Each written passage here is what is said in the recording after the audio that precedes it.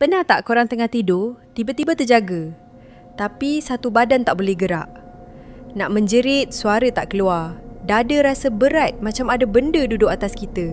Orang tua-tua kata itu sebab kena tindih dengan hantu atau makhluk halus. Tapi sebenarnya dari sudut perubatan, fenomena ni dipanggil sleep paralysis.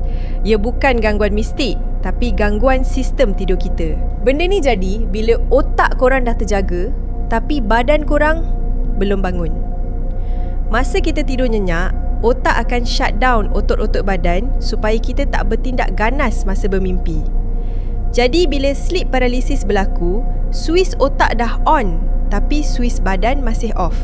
Sebab tu korang lumpuh sekejap. Habis tu, kenapa nampak lembaga hitam atau hantu? Itu cuma halusinasi. Bila badan tak boleh gerak, otak korang panik. Bila panik, otak akan projeksikan ketakutan tu menjadi visual seram. Benda ni selalunya jadi bila badan korang terlampau penat, stres atau tidur tak cukup. Jadi, jangan takut. Benda ni sekejap je. Cuba gerakkan jari kaki pelan-pelan, nanti badan korang akan bangun balik.